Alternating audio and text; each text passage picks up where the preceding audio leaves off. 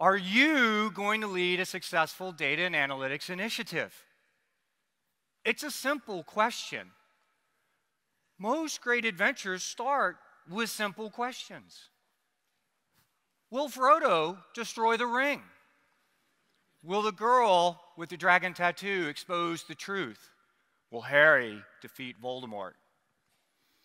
Just like any great adventure, you will run into obstacles, and you will not always know the right thing to do, but you will receive help along the way. After all, where would Harry be without Ron and Hermione? So, back to the question. Are you going to lead a successful data and analytics initiative? Whether it's a brand new initiative or revamping an existing one, we really don't know how successful it will be. The next chapter of your story hasn't yet been written. The good news is you have the power to define the outcome. And the really good news is you have decades of experience to guide you. Thankfully so, because expectations couldn't be higher. Virtually every organization on the planet is putting data at the center of its digital strategy. Let's take a look at Gartner's worldwide spending forecast. Spending on data and analytics software was $62 billion in 2016. Take a look at how this grew in the last 2 years. Gartner estimates this will grow to over $100 billion by 2022. And that doesn't even account for services, which will triple that figure. It's up to us to make sure we spend that money wisely. If you're looking for a source of wisdom, and there are many, one suggestion is the historian Yuval Noah Harari, one of the best-selling nonfiction authors in recent years whose writings about the past, present, and future are surprisingly relevant to our industry. In his book, *Sapiens*, Harari argues that humans have been so successful at dominating the planet because of our ability to tell stories. We languished in the middle of the food chain for tens of thousands of years until we developed language. Since then, humans have shot like a rocket to the top of the food chain based upon our ability to create, share, and believe in the same stories. Why? Because the stories we tell create a common framework for us to cooperate. Think of all the shared frameworks we have invented that allow us to function as a society. Our ability to create and share stories, and therefore our ability to cooperate using a shared worldview, is without parallel in the animal kingdom. Yes, some species can cooperate at scale, but only in rigid ways.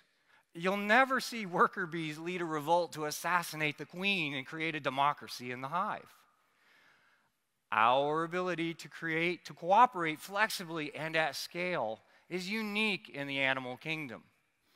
This ability comes from our collective imagination to believe in the same stories. So, why am I telling you this? How does this insight help you to become a better leader? Simple. You can't underestimate the paramount importance of a clear story. Your job is to create a shared vision that enables mass cooperation of how to use data in your organization. And that is all about clarity of purpose. Data and analytics professionals serve in many forms. Whether you are the chief data officer, the department head who focuses upon the numbers, or simply the go-to data guru in your work group, your organization is counting on you. So, what is your purpose? Is it to bring empirical decision-making to your organization? Establish an integrated data foundation with high-quality data? put data at the center of your business model.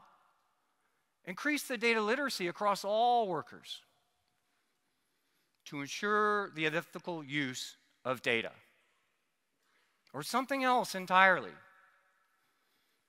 These are all noble pursuits, but they are just ideas in your head until you enable other people to share your vision. You need to tell the story that will enable people to cooperate, all working together to achieve the same purpose. Such as in 1961, when John F. Kennedy shared his vision with Congress to put a man on the moon before the end of the decade, which at the time seemed unimaginable.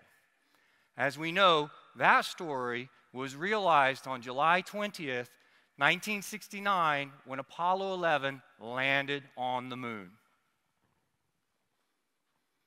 I'm going to pause for a moment and give you a chance to reflect. Think to yourself, what is your purpose as a data and analytics leader? What do you want to be remembered for in your organization?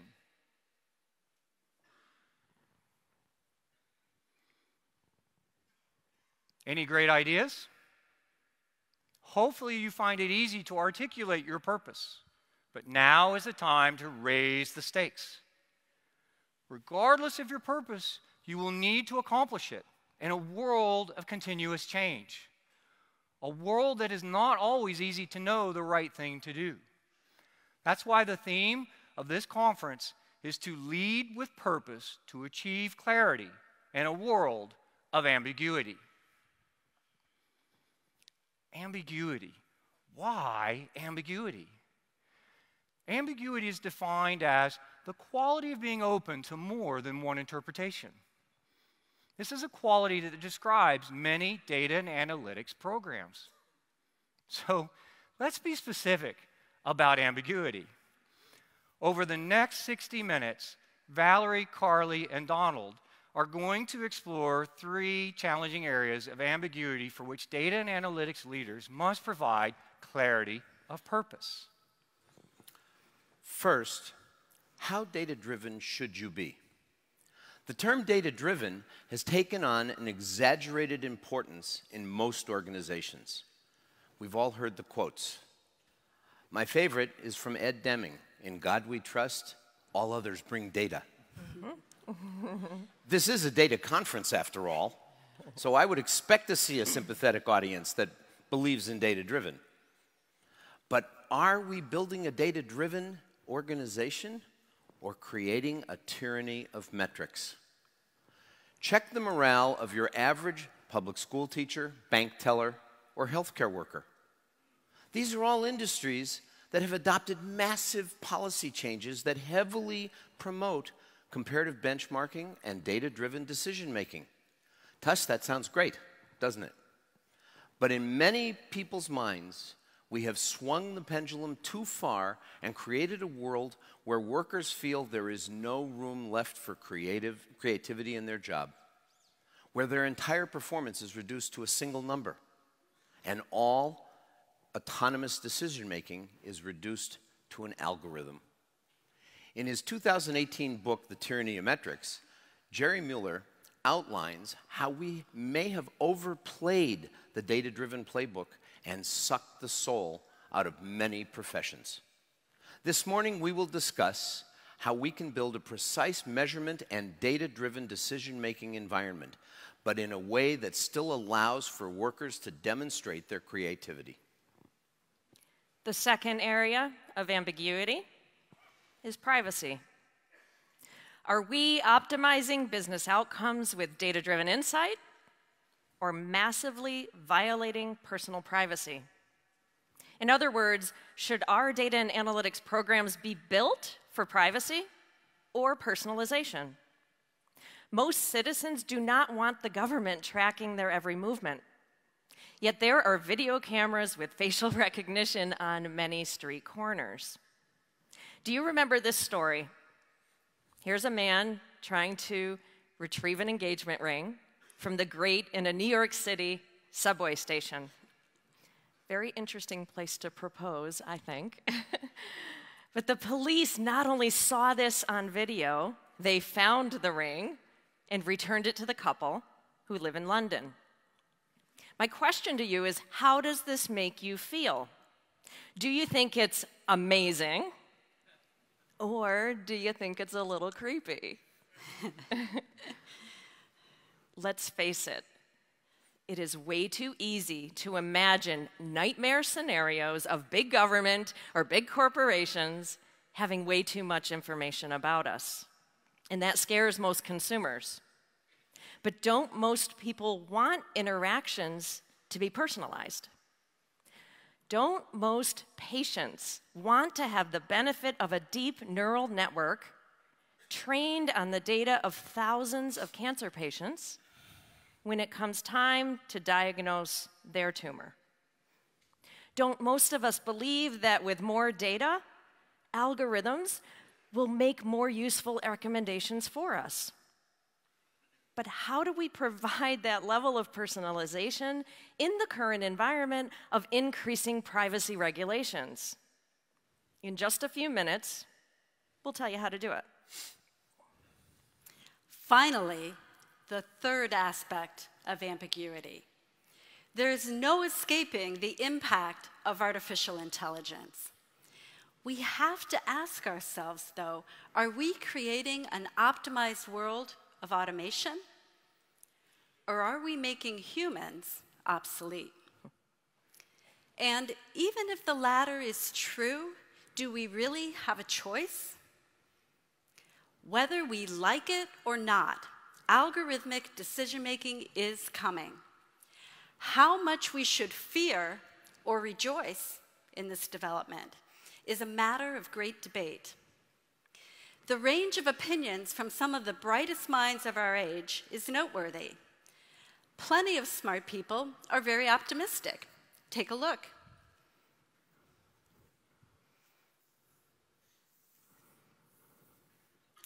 And some are a bit more cautious.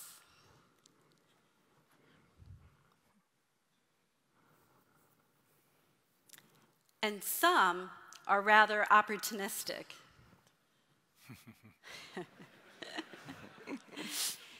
In this third and most consequential area of ambiguity, we'll discuss how to embrace AI innovation while minimizing the negative impact on humans.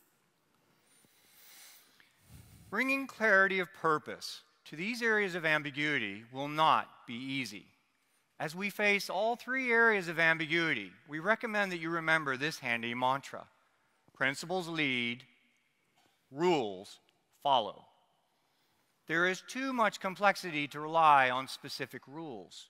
It is often too hard to know exactly what to do in every situation. Therefore, data and analytics leaders need to be clear about their principles. The three principles that Donald, Valerie, and Carly will now outline will become the imperatives for you to lead a successful data and analytics initiative. Donald? Thank you, Michael.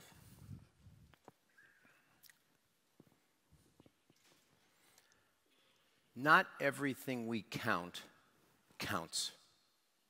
Not everything that counts can be counted. This famous Einstein quote actually contains 3 lessons. 2 are evident. First, we have a tendency to measure things that do not really matter. Second, some things that matter are really difficult to measure. But what's the third lesson? It's hidden in the widespread attribution of this quote to Albert Einstein, when in fact it was penned by William Bruce Cameron in his book, Informal Sociology, a causal introduction to sociological thinking. There is no record whatsoever of Einstein ever saying or writing these words. So not only do we have a propensity to measure things that may not matter and fail to measure things that do, but we often rely on bad information to do it.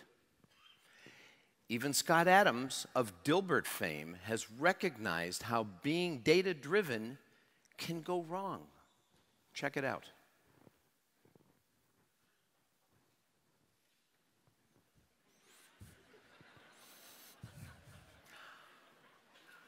I think a lot of us have been in that meeting. Most individuals and most organizations are not truly data-driven. We only use data as a Machiavellian tool to validate our chosen path. This is a problem we must fix. Evidence shows that building a data-driven organization is fast becoming a primary way to thrive, let alone survive in an information age. We have analyzed thousands of earning calls. You know, those investor calls that CFOs make at the end of every quarter. Over the last 5 years, we have seen a massive spike of data-related terms mentioned on these calls. In fact, the number of times data and analytics terms were mentioned has grown from 5,000 in 2014 to over 16,000 times in 2018. That is a 220% increase. The focus does seem to be paying off. The companies that are emphasizing data and analytics in their business strategy, shown by the fact that they had more than 200 mentions of data and analytics terms in their investor calls, grew revenues over 12% more than their industry peers. While those companies that had less mentions, suggesting that they don't have an emphasis on data and analytics as part of their strategy, had almost 2% less annual revenue growth than their peers. When it is done right, being data-driven and managing your company by the numbers can provide an enormous business benefit. Yet being data-driven is not a guaranteed path to success. Good metrics will not fix a broken business model. Moreover, it's far too easy for organizations to fall into common data-driven traps. These traps come in two primary categories. First, unintended consequences. And second, lack of effort. So let's start with unintended consequences. Too often, organizations create metrics that set goals that lead to unplanned results. Pressure from observation and goal setting can alter people's behavior and sometimes cause really big problems. In the late 80s, Continental Airlines was forced to cut down costs. Realizing that fuel is a major airline expense, Continental management created a metric to track its usage. They used the metric to actually reward pilots for reducing fuel consumption. However, to earn their financial incentives, the pilots flew more slowly and skimped on air conditioning. Management got what they asked for, and fuel consumption declined. But they also received unintended consequences of customer dissatisfaction. Metrics caused the pilots to alter their behaviors in ways that management did not see coming. Now, in hindsight, it's easy to see the unintended effect that it had on customer satisfaction, on-time performance, and even the need to add ground personnel to help with missed connections. Around the same time, Southwest Airlines was relying on global economic indicators and homegrown algorithms to hedge on fuel prices. Southwest is a good example of an organization that avoided the second major pitfall, lack of effort. Relying on existing data, easy metrics, and lagging indicators. Too often, organizations measure what's easy instead of collecting new data to create more insightful metrics. KPIs of most organizations are summary statistics that tend to report the end result of a process, instead of providing insight into how performance can be improved. Uncovering new leading indicators by using alternative data can bolster performance. What data are you collecting, and what analytic models are you creating that will tell you when it's time for your organization to introduce new offerings, enter new markets, or create new business models? Fortunately, alternative data abounds. Today, there are thousands of aggregators offering data sets, including open data, social media, and website content for all of you to mine. And an almost infinite supply of data streams from IoT and application logs. Unfortunately, your organization most certainly has a department to buy office supplies. Very few organizations have a department to procure data supplies. If your organization does not have such a role, ask yourself why not. Are you narrowly focused on your own data? Is that really going to give you a competitive edge? One major global beverage company realized it needed more diverse data to further improve its regional forecasting ability. The company searched and analyzed thousands of global and regional economic data sets to find those that contained leading indicators of alcohol consumption in Asia. As a result, the company improved its forecast accuracy by more than 3%, which led to over $9 million annually in reduced inventory costs. And it also improved the precision of its forecast by using specific models by distributor and product category. Rarely do leading indicators come from within your organization's four walls. Most often, they come from outside, and it takes work to find them. Now, nobody likes wasting beer. So let's follow that beer all the way to the bar. During busy periods, bartenders replace the beer kegs before they're empty, resulting in wasted inventory. Why? Beer kegs don't talk. A company called SteadyServe solved this problem with its iKeg device. It continually reports the amount of beer remaining in a keg to the bartender's mobile phone. Good metrics require increased effort. Collecting new data sources, whether economic data from China or sensor data from a beer keg, to provide new insights and more precise measurement.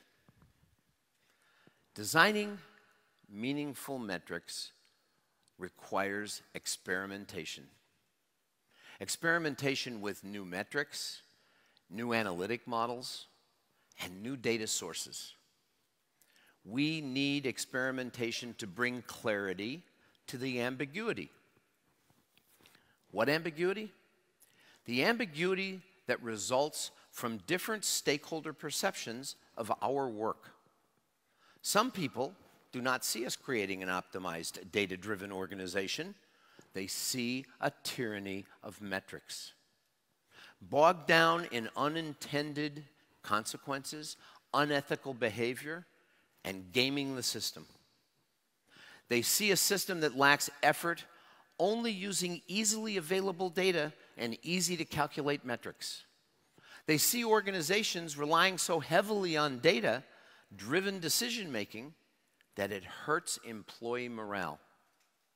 As Michael mentioned, in times of ambiguity, data and analytics leaders need to be clear about their principles. Principles lead, rules follow. When creating a data-driven organization, adopt an experimental mindset. Does your organization use performance measurement as a system of carrots and sticks, where the metric is the only indicator of a worker's value? Or have you created a data-driven environment that's a bit more humble? One that takes a scientific approach, which means readily admitting that data might not always have the right answer. After all, this is data science, not data religion. We need to train, test, and promote data-driven models to use in our business to help us predict customer churn, forecast demand, detect fraud, and much more. But we also need constant vigilance to determine when those data-driven models are no longer accurate or useful. We need to experiment with and pilot new metrics to identify unintended consequences. If Continental Airlines had rolled out that fuel consumption metric to a small subset of their flights, they could have identified changes in pilot behavior before it became a problem. Is your organization poised to experiment with new data, with new analytic models, or new metrics? Or do you have a culture that resists experimentation? If so, change the culture.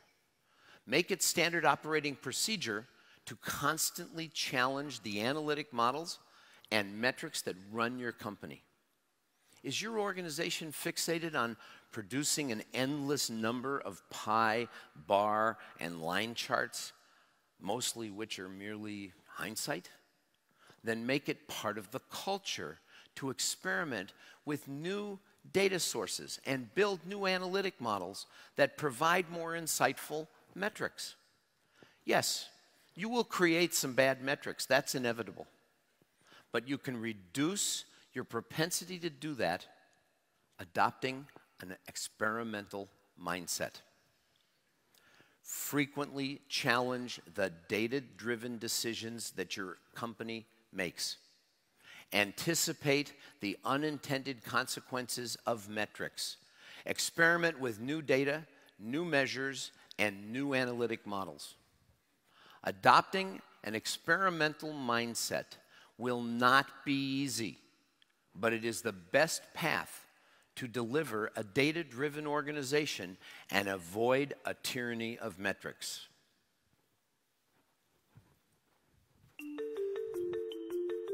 The three premises behind World Without Secrets were, first, that practically everything that people and the machines around them did would be recorded. Secondly, that anything recorded would be available to anyone who wanted it badly enough. And thirdly, that in that environment, human beings would be subject to a flood of information, such as they'd never seen before. And all of these things are coming true, and I think that the big struggle in this century will be figuring out how to create privacy in an environment where everyone is essentially under surveillance all the time. It's worth asking in this era whether any regime for managing privacy is practically possible. The GDPR right now is the leading contender to set the global standard for privacy. And in that sense, organizations should be paying very careful attention to it, wherever they're located. One of the paradoxes of this era is that in order to assure privacy at a granular level, at the level of personal preferences, we're going to have to collect a lot of information about what those personal preferences are. So in short, in order to assure that people's data is not misused, we're going to have to collect a lot of information about those people and embed it in our systems. Ironically, we need to know a lot more about you in order to protect your privacy.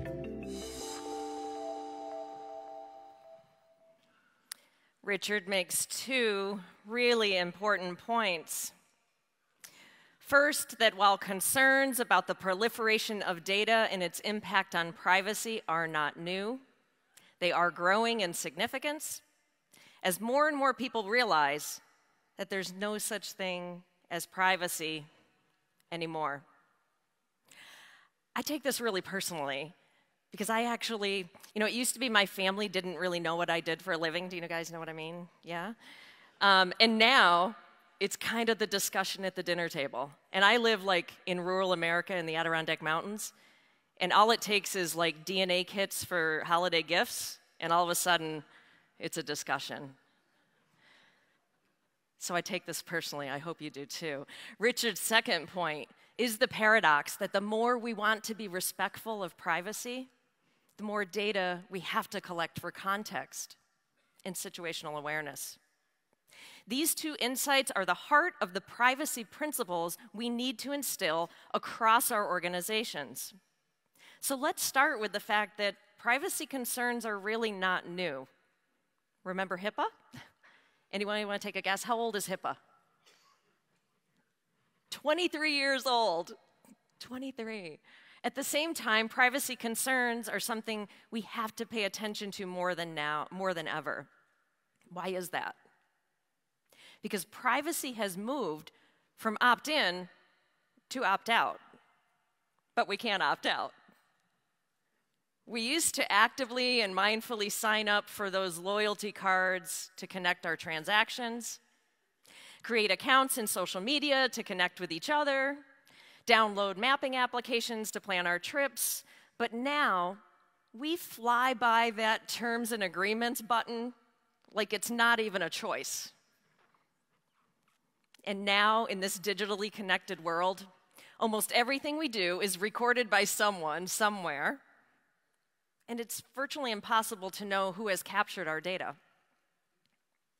Organizations can buy data about supposedly anonymous users, but that data can easily be used to deduce their identity and all sorts of specialized information about them. Want to know which of your employees or customers is in rehab? Or maybe should be? Want to know which of them is trying to have a baby? All of that data is available with a little simple detective work. And the invasion of our privacy is getting worse because we don't even know it's happening. In a world of AI, we don't have to opt into anything. We are recognized by the journeys we take, by our faces, our voices, even the way we walk. No permissions required. We are unable to opt out because we never opted in. But as consumers and citizens, we are rebelling against this loss of privacy. A recent US survey reported that 35% of the population are privacy fundamentalists who will rebel against any further erosion of privacy. We want privacy. But don't many of us also want the benefits of personalization? Don't we believe that data-driven algorithms can make better recommendations for us at the moments in our lives that really matter? Researchers from Stanford created an algorithm using data from more than 17,000 Facebook users, maybe some of you in the room. The research tested how many likes the algorithm needed to predict personality traits. Think about that.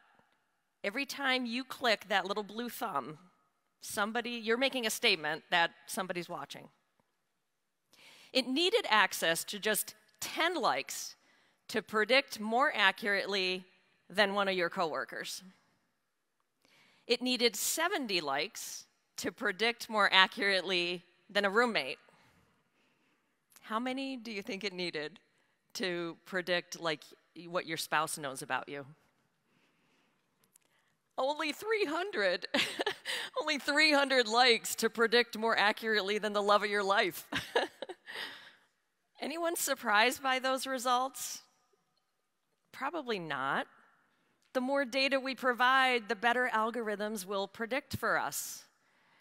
And is anyone else scared what Netflix knows about you based on what's in your queue?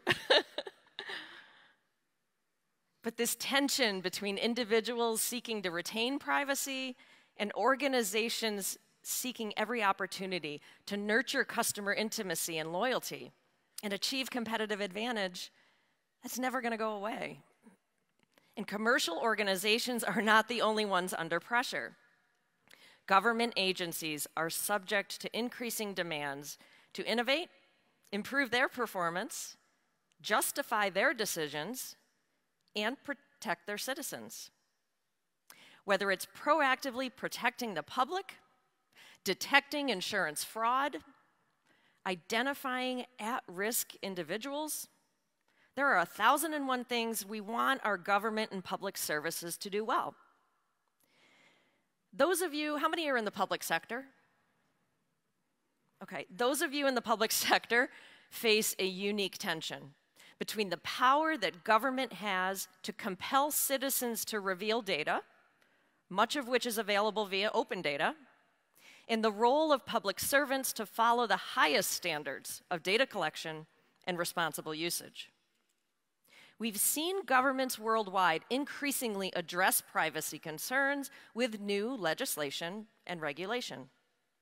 And as Richard pointed out, GDPR is significant not only in Europe, but for companies with European customers, and as a template for what many other governments are likely to do. How many of you know the acronym CCPA? Not very many, but congratulations to those that do. California Consumer Privacy Act, right? One of our own states putting in place localized legislation. The landscape about privacy legislation locally and globally is in flux and will be for quite some time.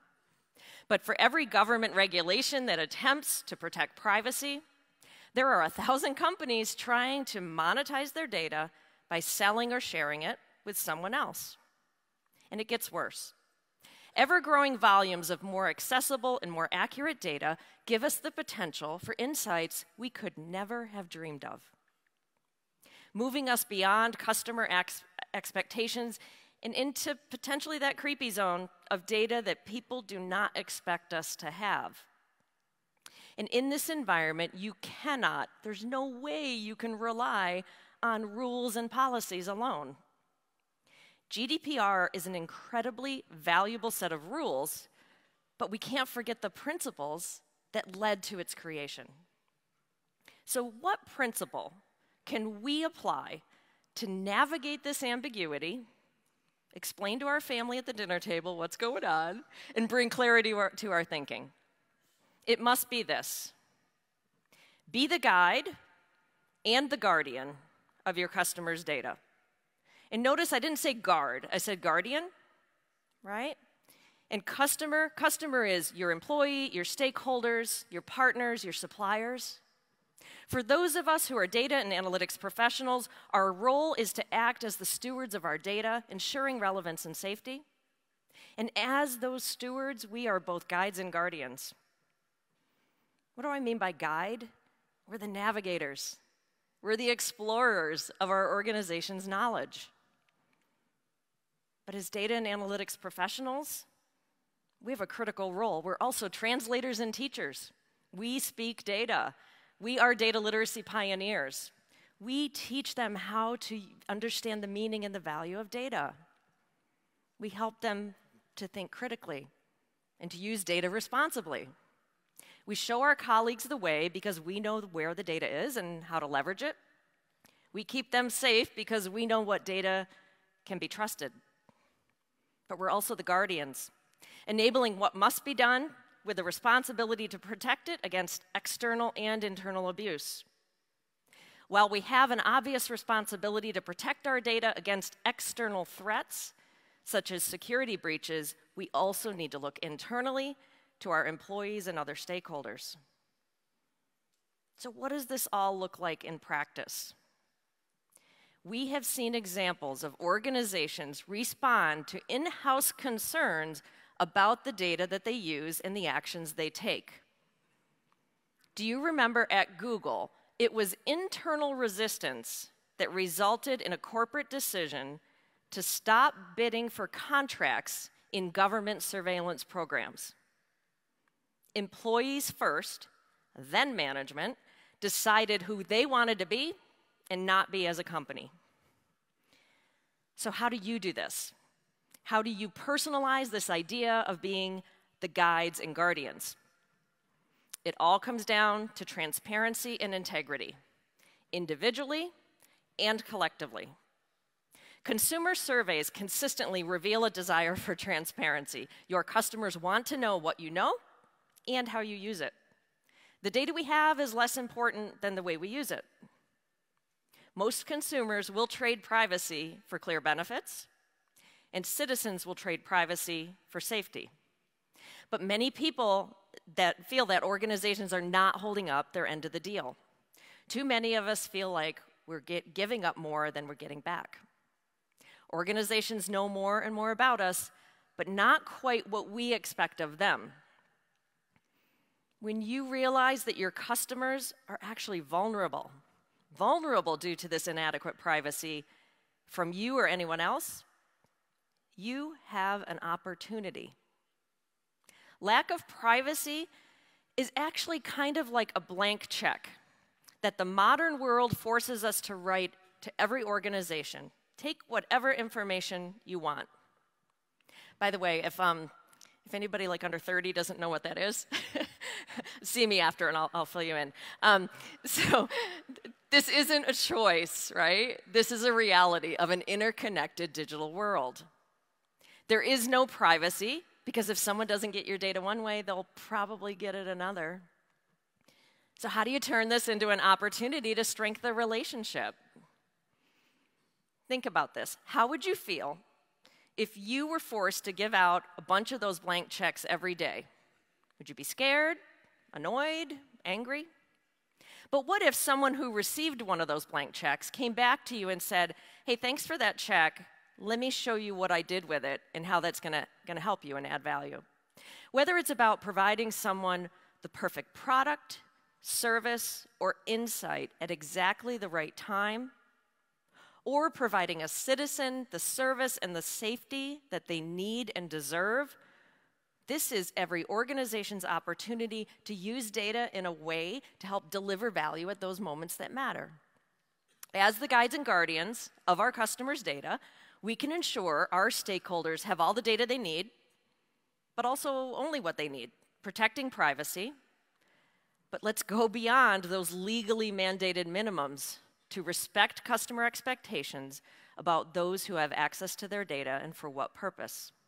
By combining transparency and integrity, we can use data to fuel the creation of insights that enable decisions we can be proud of. Those decisions will make customers and citizens, patients and parents glad that we had the data and that we used it to their advantage. As Richard said in that video clip, there is a paradox, though.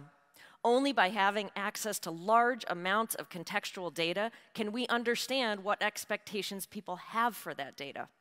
In this digital world, we have the data, and we recognize this irony. And the best thing that we can do is respect privacy and use data for individuals as well as our own. As human beings, it's our nature to foster an adversarial relationship with machines. In fact, how many of you started this morning with an unpleasant interaction with the alarm on your phone? Yeah, me too.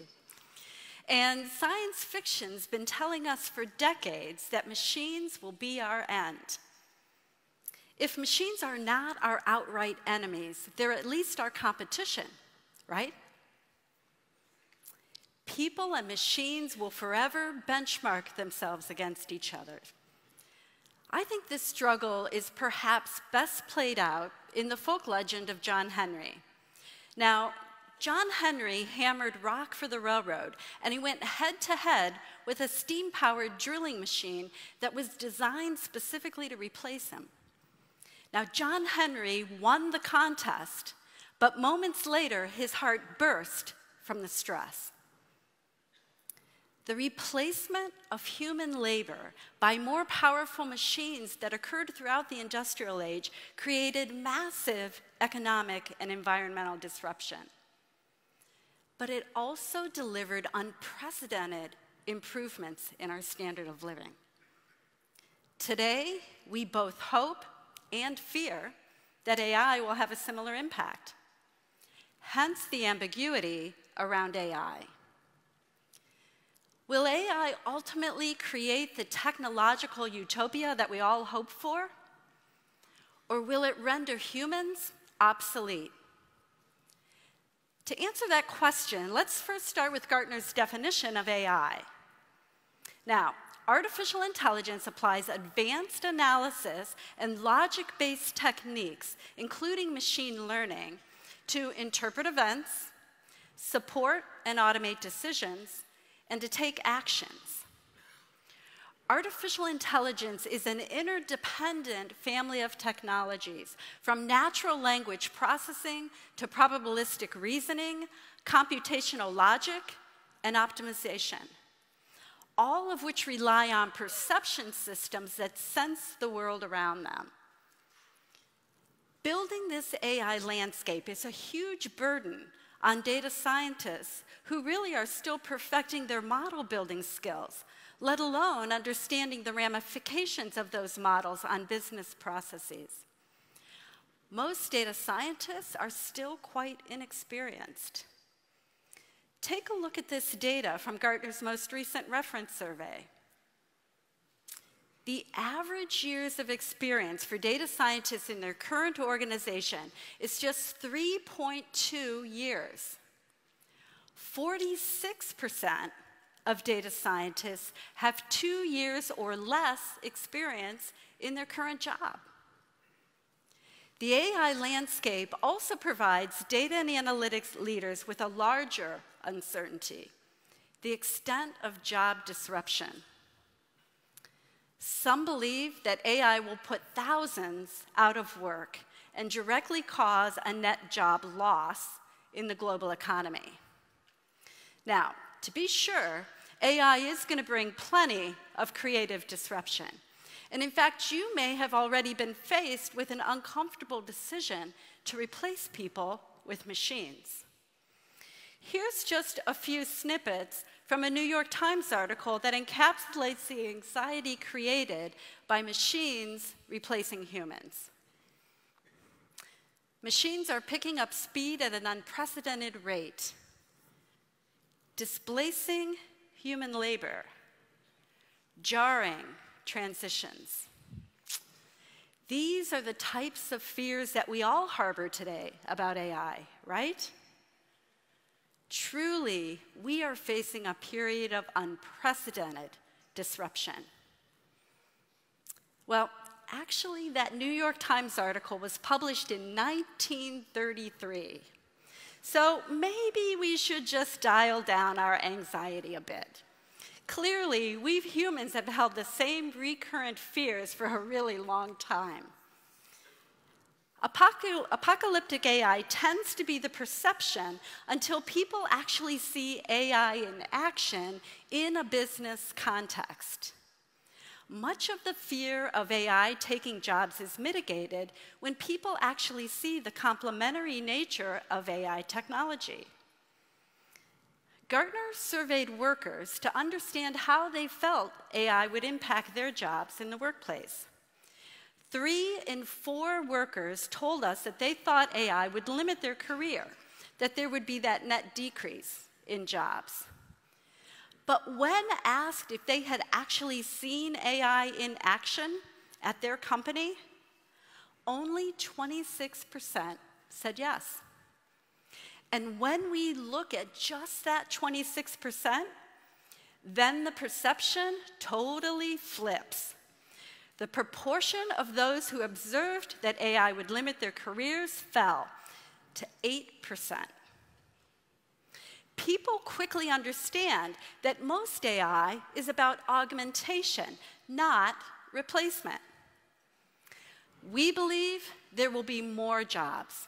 They just won't be the same jobs. Take, for example, weed-killing robots that are transforming current farming methods and the products to support them. Treating weeds today involves spraying large amounts of indiscriminate weed killer over fields that have been organically tweaked to resist those same chemicals. But now, robots have been developed that roll through the fields using computer vision to identify, target, and treat those weeds. So, less manual jobs in the field, but companies like John Deere are creating new jobs by outfitting their tractors with this new equipment that uses AI technology. And AI technologies do not exist in a vacuum. All of these concepts and techniques need human users to apply them and really provide the value. We see in technologies like augmented analytics the promise of a well-balanced relationship between people and machines. No matter what field of AI we're operating in, the same principle applies. Automate the manual, promote the creative. Let humans and machines play to their respective strengths while compensating for each other's weaknesses. Now, who here uses a virtual assistant in their work? Anybody? Wow, okay. Well, we predict that by 2021, 25% of digital workers will use a virtual employee assistant on a daily basis. But for now, at least, humans have several key advantages over AI. Japan's first robot hotel, Henna, recently dumped many of their robots that were serving as front desk staff, cleaners, porters, in-room assistants, and replaced them with humans. Now, not only did the robots break down frequently and they're expensive to maintain, but they also, quite frankly, just annoyed the guests. In fact, one guest was repeatedly awoken throughout the night by his robot assistant. The robot actually thought the guest snoring was a command, and he kept asking him to repeat his request. So, in certain roles, the hotel learned that humans were the only way to maintain their high standards. And soon, the machines found themselves out of work. And for really big decisions, don't we want a human to ensure that principles and judgment supersede blindly following the rules? On September 26, 1983, Lieutenant Colonel Petrov was a duty officer at a command center for the Soviet Union's nuclear early warning system. Now, he was responsible for alerting the high command of inbound missiles, which would immediately trigger a counterattack. That night, the alarm howled. The system indicated 5 incoming nuclear missiles. But Petrov reasoned that if Americans were starting World War III, they would certainly have done it with a lot more than 5 missiles. In direct violation of Soviet military protocol, Petrov disobeyed his orders, and he did not alert his superiors. He realized it was just a computer error. He broke the rules, he disagreed with the machines, and he saved the world. The stakes of AI failure don't have to be as high as thermonuclear war. We've seen what algorithmic trading gone insane can do to once highly esteemed financial firms. Only the very short-sighted will blindly follow cold calculation.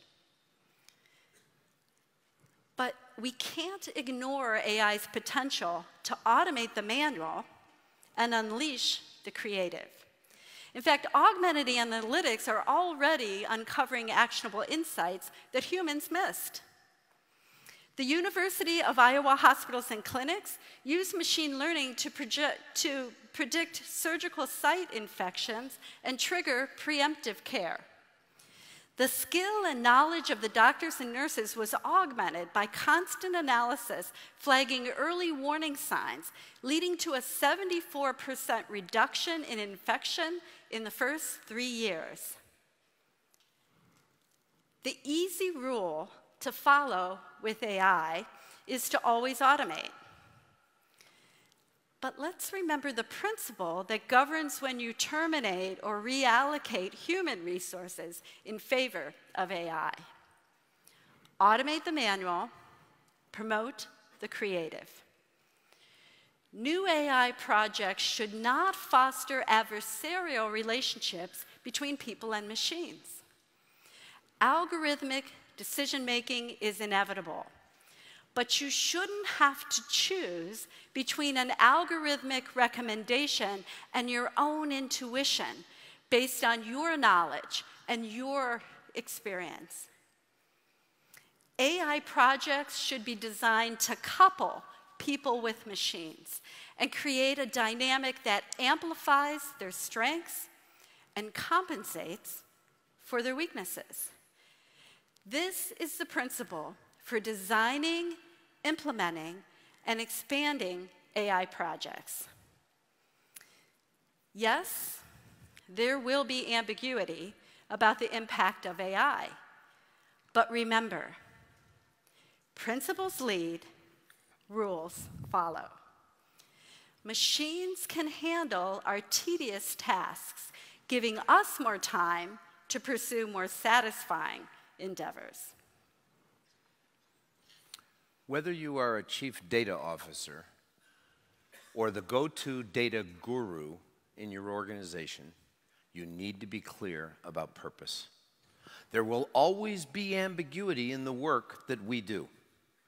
This is why it's so critical for data and analytics leaders to make their principles clear. First, adopt an experimental mindset. Frequently challenge the data-driven decisions that run your company. Anticipate the unintended consequences of metrics, and experiment with new data, new measures, and new analytic models.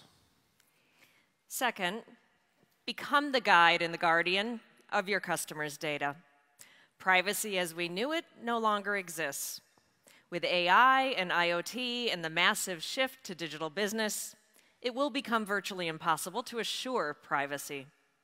We need to become a guide by building transparency into the data we have and how we plan to use it. This transparency will build trust. Also, we need to treat others' data as they want it to be treated. This twist on the golden rule emphasizes that we can't treat everyone's data the same. We need to personalize our use of customer data to maximize data-driven outcomes while still respecting personal privacy. So what's the bottom line? As data and analytics professionals, every one of you in this room, we need to make privacy personal. Because if not us, who? Automate the manual, promote the creative. Algorithmic decision-making is inevitable. When it comes to the technological disruption of AI, we really don't have much choice. No company or government will survive, let alone thrive, without strong investments in AI. However, we can adopt a principle to focus AI technologies to automate the manual tasks and in the process enable massive amounts of resources to focus on more creative work. This synergistic combination of humans with machines for maximum impact is at the heart of augmented data and analytics. Play to both AI and humans' respective strengths. There will always be ambiguity in the data and analytics world. So let us remember our mantra: principles lead, rules follow. Thank you. Thank you.